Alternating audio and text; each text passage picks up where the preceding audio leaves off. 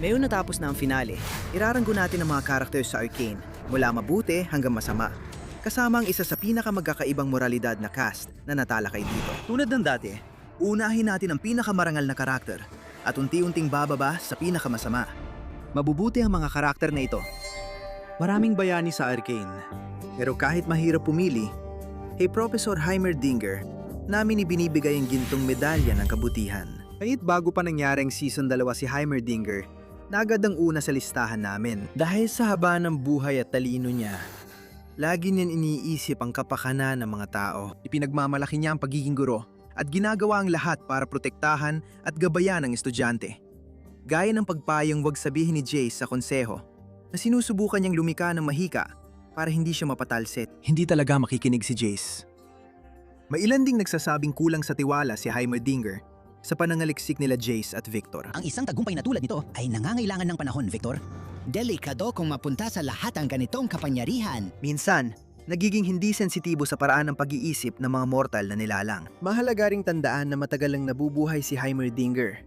Kaya nasaksihan niya ang takot na dulot ng pang-aabuso sa kapangyarihan gaya ng Hextech. Sinubukan ng lalaki pigilan ng ikatlong digmaang pandaigdig.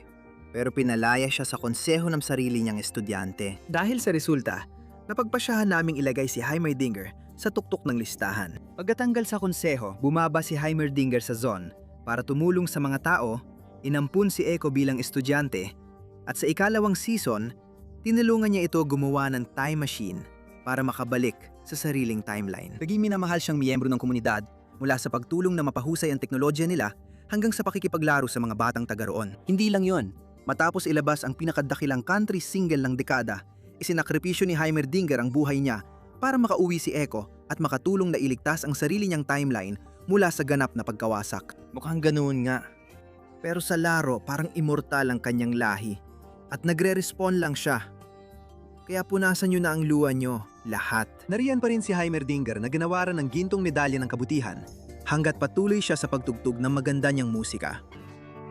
Ang pilak na medalya naman ay kay Isha, kahit walang linya ng dialogo. Nakuha pa rin ni Isha ang puso ni Jinx at ng mga manonood. Sa oras ng kalungkutan at kawalang pag-asa, inampon ni Jinx si Isha bilang kaibigan at parang kapatid.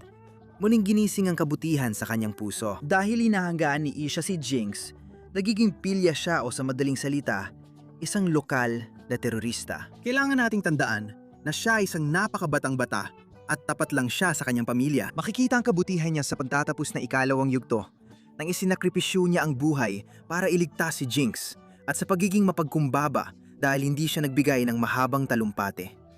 Yan ang tunay na kabayanihan. At kumukumpleto sa ating nangungunang tatlo na may tansong medalya ng kabutihan, narito ang isa sa mga hindi gaanong nakikita sa eksena na bayani, si Felicia. Dahil flashback lang siya sa ikalawang yugto, wala talagang gaanong masasabi tungkol sa kanya. Matapos mapatay sa alitan laban sa Enforcers, inampun ni Vander ang mga anak ni Felicia, sina Powder at Violet, na inaasahang magkakaroon ng masayang at normal na buhay. Nalaman nating kalaunan kung bakit inampun ni Vander ang mga bata. Matagal na silang magkaibigan ni Silco at Felicia at laging magkasama. Hindi ko siya kayang protektahan sa lahat ng kaguluhan dito. Sa ibaba, habang sinusubukan kong matutunan kung paano maging magulang ng sabay. At ang kanilang mga munting anak na babae hanggang sa dumating ang katapusan ng kanyang buhay. Minsan, ang pinakamagandang paraan para maging bayani ay ang maging mabuting ina sa iyong pamilya. At yon ang taglay ni Felicia. Pero pag-usapan natin ang una sa mga pangunahing bata sa Undercity. Echo. Ang batang ito ang impormante ng mga anak ni Vander. Kapag may malaking pagnanakaw o delikadong pagkakataon para iligtas ang kanilang ama. Sa hinaharap, matapos mamatay ang dalawa niyang kaibigan at mag-away ang dalawa pa, naging tagapagtatag si Echo ng Firelights at nagtayo ng komunidad sa paligid ng puno para bigyan ng pag-asa ang mga tao sa ilalim ng lupa.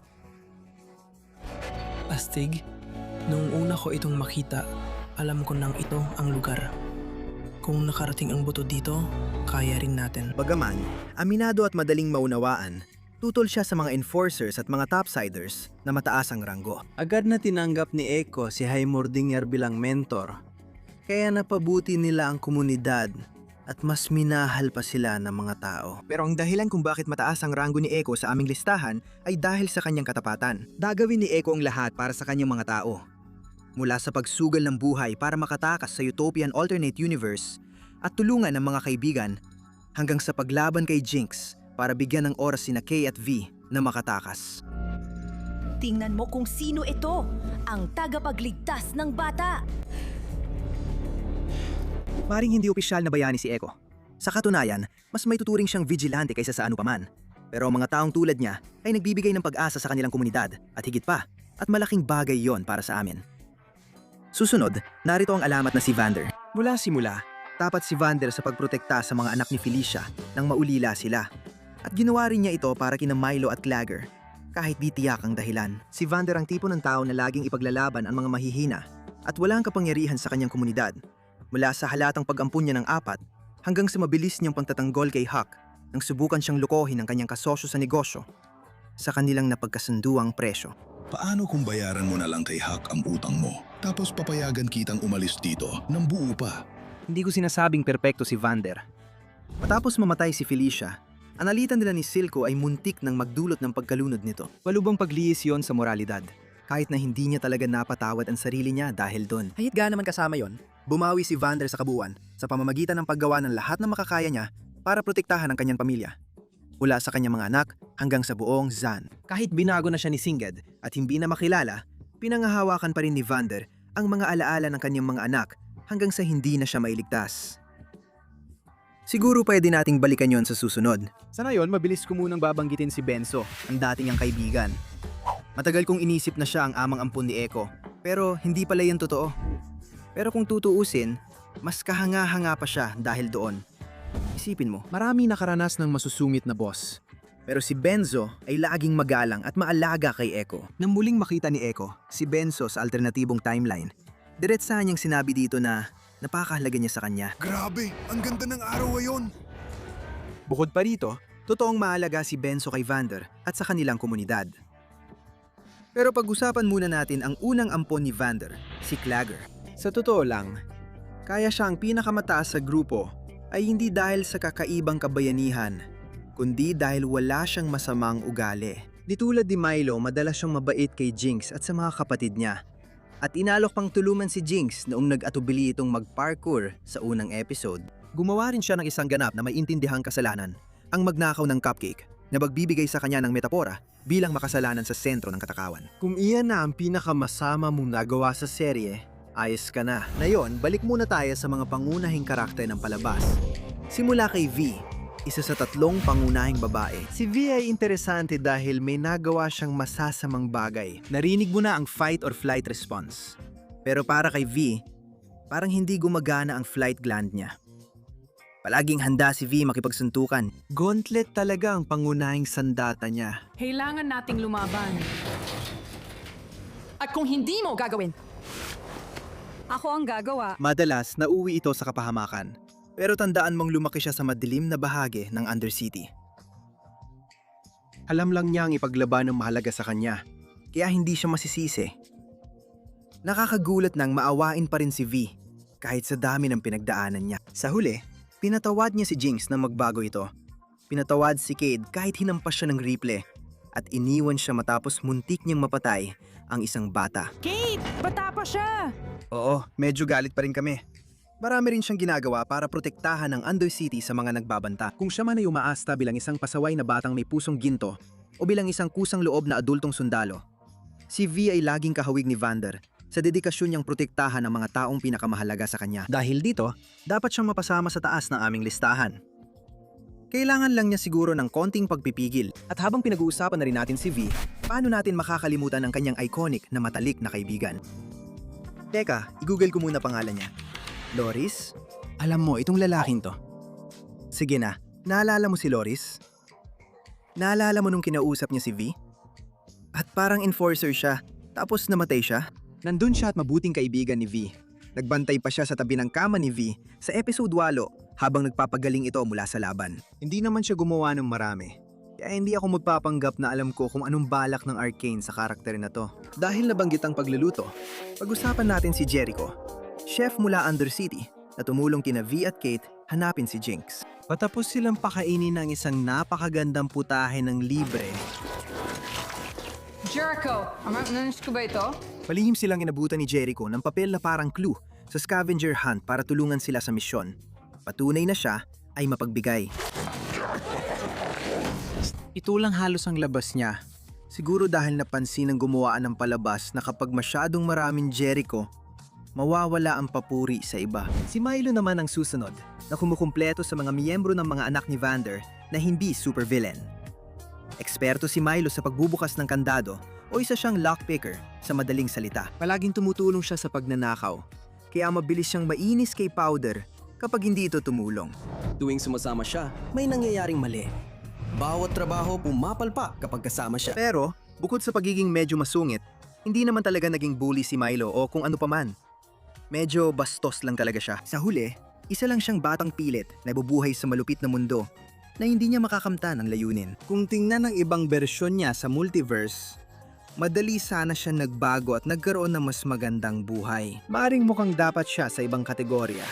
Pero si Grayson ay isa sa mga pinakamatuwid ang moralidad sa serye. Hindi siya nagtagal sa pagningning, pero base sa nakita natin, isa siyang matinong enforcer na nagmamalasakit sa kanyang mga tao, lalo na sa mga nakakataas. Kailangan ng konseho ng isang taong paparusahan para gawing halimbawa. Kailangang makaramdam ng seguridad ang mga tao. Sa sarili niya mga salita kay Kate, ang kanyang sandata ay ginawa para protektahan ang mga tao, na nagpapakita na kung wala mga iba, tama ang kanyang hangarin. Bilang tagapagpatupad ng batas, ang paggamit ko ng sandata ay nangangahulugang kaya kong protektahan ang mga tao at mapaglingkuran ang lungsod at sapat na gantimpala na yun para sa akin. Kahit nagtatrabaho siya sa tiwaling pamahalaan, pinilit niyang iwasan ang masasawi, gaya ng pakikipagkasundo niya kay Vander. Pero sa huli, ang isang tagapagpatupad ng batas ay kailangan pa ring magpatupad. O kailangang magpatupad. Naaway mamahing asya sa kapayapaan. Dapat ding banggitin si Sky. Magkalapit sina Victor at Sky sa universidad. O kahit gusto nang talaga yun ni Sky. Pero matapos ma-vaporize ni Victor si Sky sa eksperimento, dahil sa pagtatanggol niya kay Victor, naiwan silang magkasama sa kalawakan. Dahil dito, nanatili si Sky kay Victor at tinulungan siya sa pagpapatakbo ng kakaibang kulto ng pagpapagaling na parang wala siyang pakialam kung hanggang saan siya handang umabot. Gets kong pagkakaroon ng crush, pero ang pagiging handang mamatay para tulungan siyang mapalapit sa bago niyang kaayusan ng mundo ay, kung hindi lang dahil sa isang eksena sa ikatlong yugto, sana nakuha na ni Sky ang medalya ng hindi gaanong makasalanan. Pag-uusapan pa natin yan mamaya. Sunod si Mel Medarda. Kahit na isa siyang Medarda, isang pamilyang kilala sa kanilang walang awang pagsusumikap na mangibabaw sa mga taong mas mababa sa kanila. Bibigyan mo ako ng trono? Ibibigay ko sa iyo ang buong mundo, anak. Mas mabuti si Mel kaysa sa sinasabi ng kanyang pinagmulan. Minsan, marunong siyang magmanipula. Lalo na nung unang season kung saan siya ang rason ng pagmamadali ni Jace sa Hextech na nagresulta sa pagpapatalsik kay Heimerdinger sa konseho. Madalas ning ituring ang mga tao bilang puhunan. At kahit wala siyang masamang intensyon, nagpapakita ito ng kakulangan niya sa sensibilidad sa pakikitungo sa iba. Nagawa ni Mel na lampasan ang pamana ng pamilya at likhay ng sariling landas. Mel, gusto mo ba? Handa ba siyang labanan ang sariling ina at tulungan ng Piltover laban sa pag-atake nito, gamit ang mga kasamaan nito para tuluyang talunin ang Black Rose? Hindi rin nalalayo kay Mel ang nobyo niyang si Jace, co-founder ng Hextech at halos naging dahilan ng pagkawasak ng mundo. Nakakalungkot pero totoo. Gusto lang ni Jace na gawing mas mabuting lugar ang mundo at nagawa niya ito sa ilang paraan. Pero may maraming sakripisyo. Muna sa pagtataksi niya sa mentor para lang mapabilis ang pag-unlad at pagpatay sa mga tagasunod ni Victor para sirain ang Hextech, tila dumadaan si Jace sa villain arc. Lalo na sa dulo ng ikalawang yugto nang mukhang pinatay niya si Victor. Sa ikapitong episode, may nabunyag na nagbigay ng bagong konteksto sa mga ginawa ni Victor.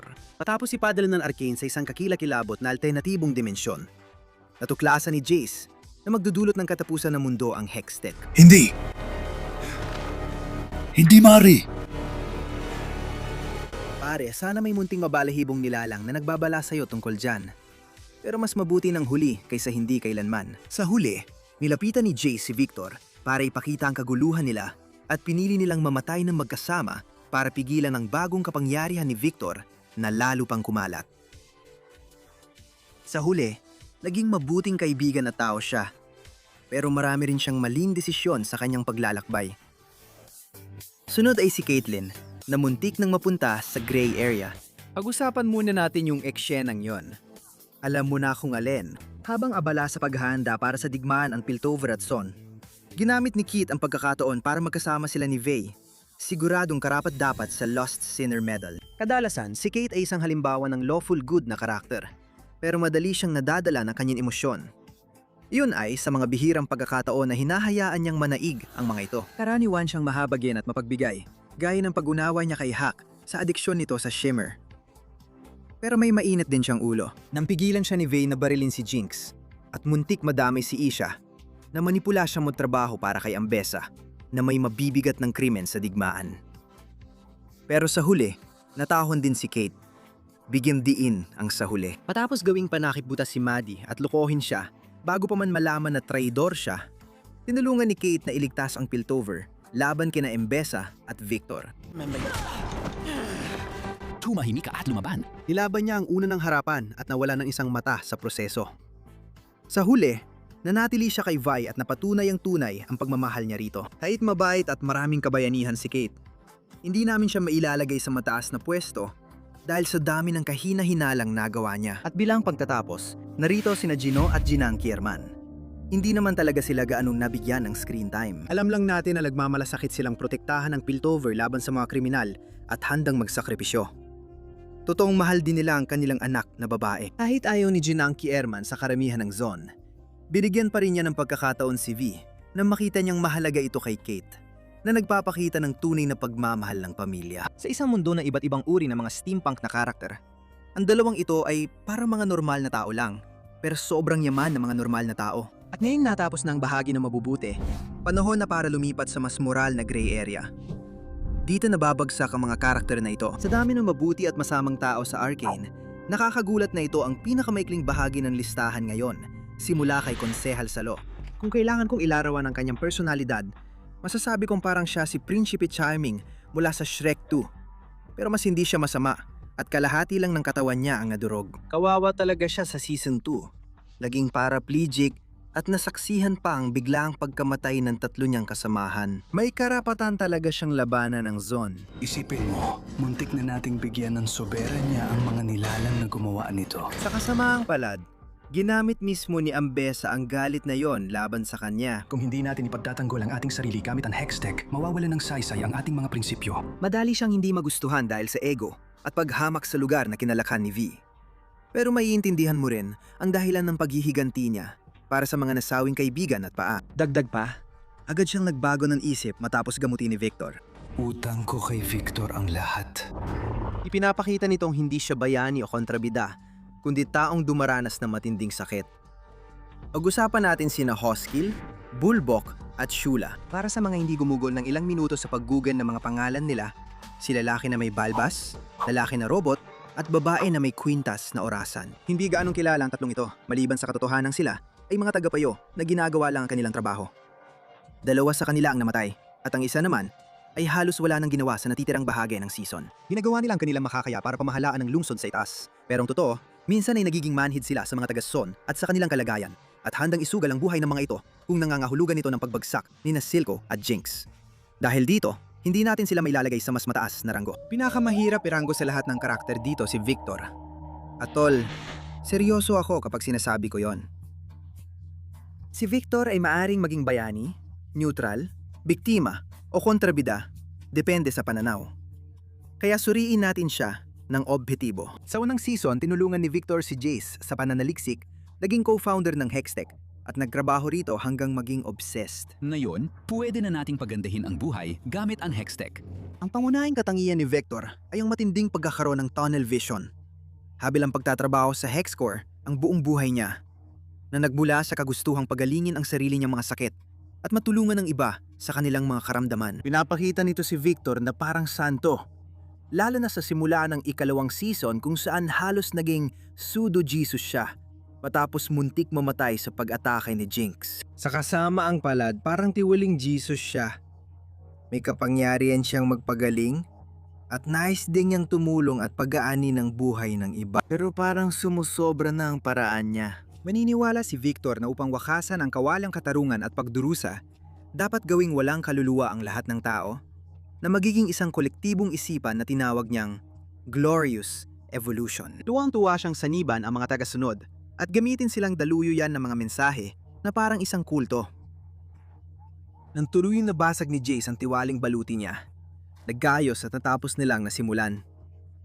Natakot at nagimbal si Victor sa takot na idinulot niya. Mapaitamis ang pagtatapos ng kanilang kwento na nagpapakita na kahit ang pinakadalisay at pinakamarangal na tao ay may kakayahan sa dimil-arawang kasamaan. Dahil diyan, lilipat tayo mula sa pinakakomplikado at moral na pinagtatalunang karakter sa Arcane papunta sa isang adik. Si Hawk ay isang karakter na maliit lang, ang papel na bihirang lumabas sa serye. Kilala siya bilang payat na lalaki na sinigurado ni Vander na mabayaran ng buo sa paninda niya. Sa kasamaang palad, naging biktima rin si Hawk ng pagkakaadik sa Shimmer na nararanasan ng Zon. Isang adiksyon na sobrang tindi na nagawa niyang ipagkanulo sina V at K kay Silco, kapalit ng isa pang tira. Ang adiksyon ay malungkot na realidad, kaya nakakaawa si Hawk. At kahit paano, napagaling siya kahit saglit ng kulto ni Victor. Hindi man ito ang pinakamasayang ending. Malayo rin ito sa pinakamasama. Pag-usapan natin si Jinx, ang deuteragonist/antagonist ng serye na dating si Powder. Si Jinx ay isa sa pinakatrahedyang kontrabida sa kasaysayan ng cartoon. Bata pa lang, nais na ng batang inventor na tumulong sa kanyang mga nakatatandang kapatid sa kanilang pakikipagsapalaran. Dahil sa matinding pagnanais, nagkaroon ng pagsabog na pumatay kina Vander, Milo at Clagger. Sinira ang relasyon kay Vi at nagresulta sa pag-ampon kay Powder ni Silco, isang lokal na steampunk Nazi. Sa bagong tahanan, si Jinx ay pinalaki at minanipula bilang isang super sandata, kasama ng iba't ibang mas maliliit at mas cute na super sandata. Siguro dapat nating subukan ng isa pa. Parang malaking rocket launcher na pating ang itsura. Malikhain talaga. Hindi ko rin maitatanggi na may nakakatakot na ginawa si Jinx sa serye. Marami ang pagpatay, terorismo, pagdukot, pagpapahirap, at pati na rin ilegal na pagpasok. Pero sa likod ng nakakabahalang listahan ng kasalanan na yan, hindi siya isang bihasang kriminal o sadista o kung ano pa man na ganun. Malungkot na totoo, si Jinx ay dalagang uhaw sa pagmamahal at pag-aaruga. Bagay na binigay ni Silco sa sarili niyang mapaminsalang paraan. Sa ikalawang season, nang malaman niyang buhay pa si Vander, kahit na ngayon ay isa na siyang furry laban sa kanyang kagustuhan, iniwan niya ang lahat para sabihin kay V para magkasama silang muli sa tatay nila, na nagdulot ng mabagal at tuloy-tuloy na paghilom ng kanilang relasyon. Sa huli, isinakripisyo ni Jinx ang sarili para wakasan ang paghihirap ni Vander at iligtas si V. Binigyan siyang mamatay bilang bayani matapos ang matinding pagsubok. Kung iba lang ang nangyari, baka naging mabuti si Jinx. Pero sa huli, mabuti pa rin ang puso niya. Nadungisan lang, kaya nagawa niya ang masasamang bagay. Ang huling sakripisyo at pagmamahal ni Jinx ang nagbigay sa kanya ng payapang wakas sa paraang siya ang pumili. Bagamat malungkot, maganda rin ito. Medyo kontrobersyal ito, pero para tapusin ang gray area, si Marcus ang traidor na sheriff mula season 1. Si Marcus ay uri ng karakter na napakadaling kamuhian agad-agad. Pero para sa isang side character, meron talaga siyang maayos na pag-unlad bilang karakter. Nakipagsabwatan siya kay Silco dahil sa takot para sa sarili at anak niya na masama. Pero ang nagpapasimpa siya kay Marcus ay hindi niya talaga alam kung gaano kasama si Silco. O hindi man lang niya alam ang buong lawak nito. Matapos masaksiyan ang pagkamatay ng ilang inosente, kabilang ang isa niyang nakatataas, nagalit si Marcus kay Silco at gustong kumalas. Nanatili lang siya dahil sa anak niyang tinakot ni Silco ng dilantad. Hindi ko kailangan ng pabor. Kailangan kong gawin mo ang trabaho mo. Hindi ko sinasabing hindi si Marcus ang may gawa sa sarili niyang kalagayan. Pero 70% ng ginawa niya ay dahil sa sobrang pressure. At napigilan siyang maging ganap na kontrabida dahil lang sa simpleng katotohanan na may konsensya pa rin siya. Dapat ding tandaan na may isang mabuting gawa si Marcus na nagawa niya. Sa kahit anong sitwasyon, kakilakilabot ang pagdukot at pagkulong sa dalagitang babae. Pero tama si Marcus, napapatay ni Silco si V kung nakita niya ito. Kung wala si Marcus, patay na si V. Hindi man siya mabuting tao, hindi rin siya ganap na kontrabida. Isa lang siyang tao na gumawa ng mga kakilakilabot na desisyon at namatay habang sinusubukang mabawasan ang pinsala. Pero sa sinabi na yan, panahon na para lumipat sa madilim na bahagi at pag-usapan ng mga karakter na nabibilang sa masama at malupit na kategorya. At maniwala ka, marami sila. Ang magsisimula sa kategoryang ito ay medyo kakaibang pagpili. Warwick, ang magnum opus ni Singed. Si Warwick ay nabuhay na bangkay ni Vander, isa sa marami niyang baluktot na nilika ng baliw na doktor na naghangad gamutin ang kamatayan. Bagamat sa simula ay May natitira pa siyang ilang alaala. Si Warwick ay katawan na lang ni Vander. Hindi tulad ni Vander, pinapagana si Warwick ng matinding pagnanasa sa dugo at hayop na ugali. Kaya inaatake niya ang kalaban ng walang awa o pag-aalinlangan. Masama na yon. Pero dahil si Warwick ay muling binuhay na bangkay na kulang sa katalinuhan, mas masasabi nating hindi siya kasing sama na ibang halimaw sa sering ito. Sa lahat ng karakter na nagbago ng ranggo sa ikatlong yugto, si Maddie ang pinaka-nakagulat dahil walang pahiwatig na traidor siya kay Kate. Pero sa ika-9 na episode, bigla siyang pumabor ulit kay Ambessa. Na-appreciate ko ang iyong pagiging maalaga. Baka narinig niya ang fling ni Kate kay V at gusto niyang gumanti. O baka may relasyon sila ni Ambessa. Sinong nakakaalam? Hindi na si Maddie ngayon. Grabe ang pagbagsak niya. At pumasok na tayo sa ating bottom 10. At ang una ay si Rennie, isa sa mga tagasunod ni Silco. Kasama si Finn, nagplano siyang traidorin at ipapatay si Silco kay Savika matapos mapatay ang anak niya sa pag-atake ni na Jace at V sa Shimmer Factory. Diyan tayo dadako sa dahilan kung bakit hindi siya mas mababa sa listahan. Kahit na may sala siya sa ilang mabibigat na krimen, at kahit siya pa ang naging pinuno ng teroristang pag-atake sa unang bahagi ng ikalawang season, si Rennie ay isang inang nagluluksa at dumaranas ng matinding sakit at dalamhati dahil sa pagkawala ng kanyang batang anak na lalaki. Hindi nito binibigyang linis ang ginawa niya, pero inilalagay siya sa mas maunawaing pananaw.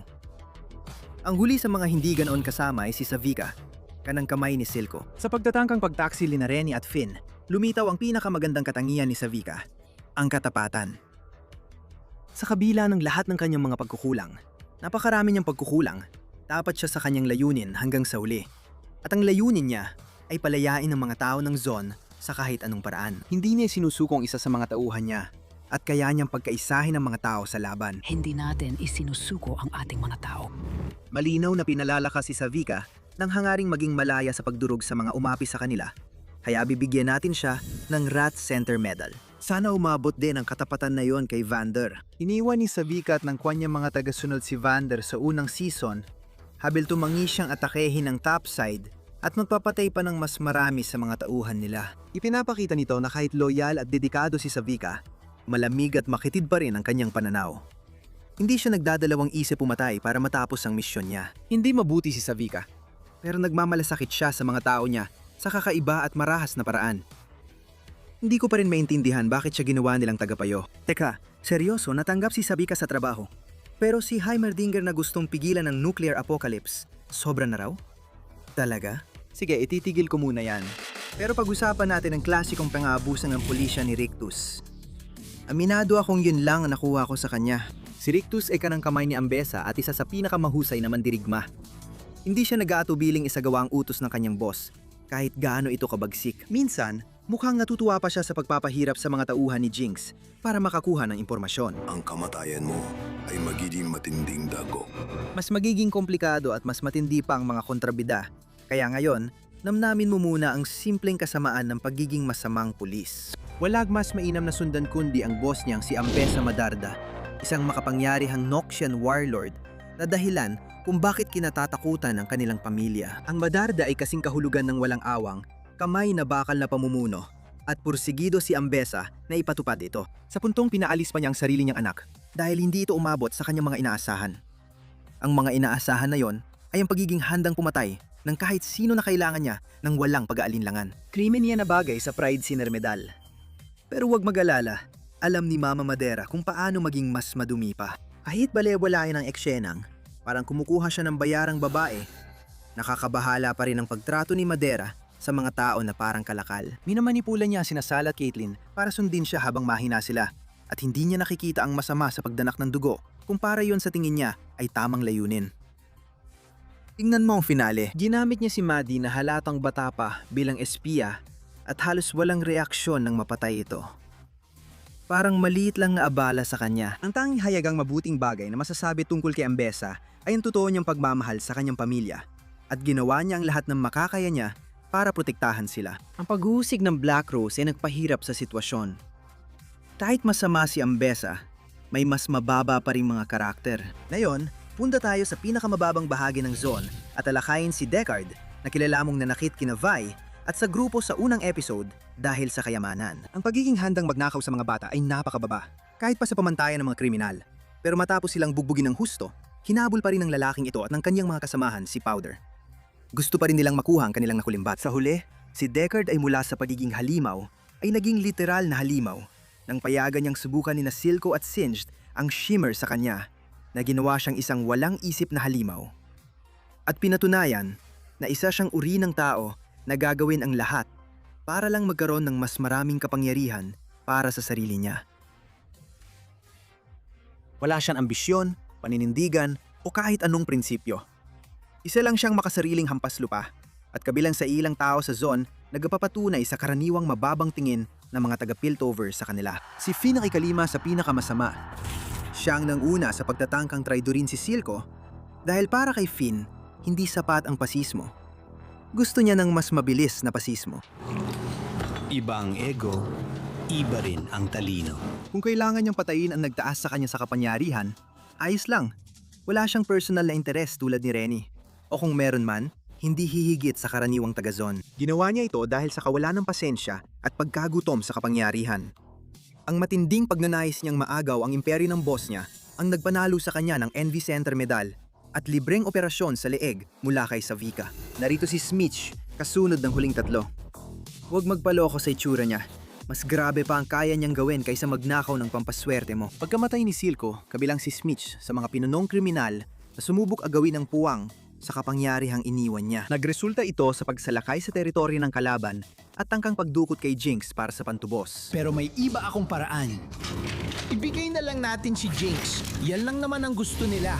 Pinapalalas na huwaran si Savika dahil hindi niya ipinagkanulo ang kapwa Zonai.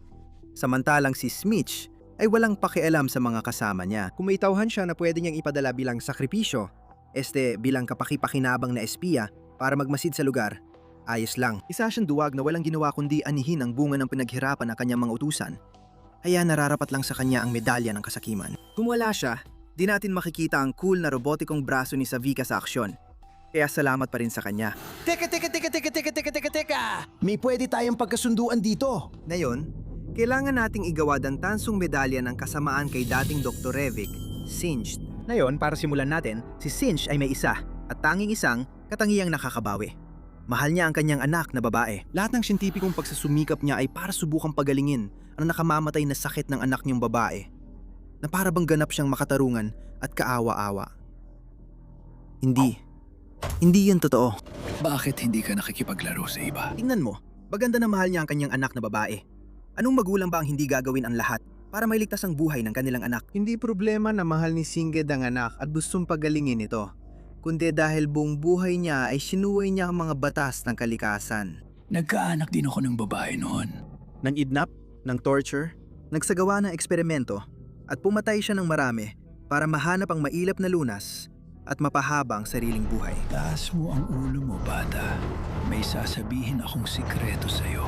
Hindi tayo magtatagal dito. Pinakamasama sa lahat, siya ang naging bento ng Shimmer na naging dahilan ng mga pangyayari na nagsimula ng kwento ng serye at sumira sa buhay ng lahat ng tao sa zone. Alam mo na, parang naging maayos naman talaga ang buhay nila nun. Nakakalungkot isipin na umabot siya sa ganun dahil sa pagmamahal niya sa anak. Pero handa si Singed na pumatay at sirain ang buhay ng marami. Kaya isa siya sa pinakamasama sa serye. Kailangan niya ng pondo kaya lumapit tayo kay Silco, ang tumanggap ng pilak na medalya ng kasamaan. Tulad ni Singed, si Silco ay kontrabida na napapalampas ng mga tagahanga ang kasamaang ginawa dahil mahal niya ang ampun niyang anak na babae. Bilang kontrabida, gusto natin si Silco dahil sa relasyon niya kay Jinx. Pinakamagandang katangian niya ang tunay niyang pagmamahal sa kanya. Kahit na nagkaroon siya ng pagkakataon na mapalaya ang San ng konseho kapalit ni Jinx, tumanggi siyang isuko si Jinx. May mas mahalaga pa ba kaysa sa isang anak na babae? Kahit namatay siya sa kamay ni Jinx, inaliw pa rin niya ito sa huli. Maganda yon, pero dahil doon, madaling makalimutan kung sino talaga si Silco. Matapos mamatay si Felicia, nagluksa si Vander, habang si Silco ay patuloy na nakatutok sa pag-iisa ng Zone. Ito ang naging dahilan kung bakit siya ay pinagkanulo ni Vander at pinakawalan niya ang buong lupit niya. At hanggang saan nga ba umaabot ang kalupitan niyang iyon? Si Silco ang may pananagutan sa epidemya ng drogang Shimmer sa Undercity at lalo itong masama dahil siya rin ay taga-Undercity. Sa pagpapanatili niyang lulong ang lahat sa bagay na yon, pinapayaman ni Silco ang sarili niya. at pinananatiling takot sa kanya ang lahat ng tao. Higit pa ron, handa siyang pahirapan ang sarili niyang mga tauhan at babantaan pa ang kanilang mga pamilya, pati na ang mga bata, para lang mapanatili silang sumusunod sa kanya. Takot ang gumugulo sa atin. Bata! Ibig kong sabihin, huwag nating kalimutan kung paano hindi direktang tinakot ni Silco na papatayin ng batang anak ni Marcus kung hindi siya susunod sa kanyang mga utos. Mag-usap tayo sa labas. Hindi mo ba nakikita na naglalaro kami? Mas malala pa, sinira niya ang mga building blocks niya na pinaghirapan niya. Oo, mabait siyang ampon na tatay kay Jinx. Pero si Silco ay halos tunay na masama na. Oo, mabuti rin si Silco tulad ni Jinx. Pero di niya sinubukang talikuran ng paulit-ulit na pagpatay. Kaya nagpapakita ito ng tunay niyang pagkatao. Isang malamig ang pusong mamamatay tao na may minamahal na anak na babae. Kahit anong tingin mo, ang taong drug lord at nagpapagawa ng bata ay halos imposibleng maligtas kahit gaano pa kamahal ang huling salita niya kay Jinx. Ikaw ay perpekto. Kahit masama si Silco, may redeeming quality pa rin siya. Samantalang ang Black Rose, silang tunay na dapat tandaan ng pinakamalupit. Kaya lumalabas na si Mel ay may mga astig at lihim na mahiwagang kapangyarihan na naging dahilan para siya ay maging target ng isang kulto ng masasamang mangkukulam na kilala bilang Black Rose. Seryoso ang mga taong ito. Ginagawa nilang lahat para impluwensyahan ang mga makapangyarihang pamilya sa mundo. Handang manira at pahirapan ang kanilang target para makuha ang gusto nila. Sa pamamagitan ng posibleng pagpatay kay Kino at tiyak na pagtatangkang patayin si Ambessa. Mas mahalaga pa sa kahit anong ginto ang ninakaw mo. Umaasa silang mapalapit kay Mel at makuha ang kapangyarihan niya gamit ang anyo ng yumaong kapatid para mangalap ng impormasyon. Ang kakaiba sa Black Rose at medyo nakakainis din ay hindi natin alam kung ano talaga ang gusto nila sa kapangyarihan ni Mel. Alam lang natin, handa nilang dukutin ang kapatid niya at gawing bihag kapalit ni Mel. Isang kasunduang nakakakilabot kahit para kay Ambessa. Nasaan ang kapatid ko? Hindi kasama sa kasinungalingan ng nanay mo ang kapalaran niya. Pinatay mo siya. Hindi pa rin tiyak ang layunin ng Black Rose. At dahil kay Mel na pinabagsak sila, sana ganoon na lang manatili. Kung ang kultum ito ng madilim na mahika ay nakapagpaligalig kay Ambessa, mahirap isipin ang balakpan nila sa mundo.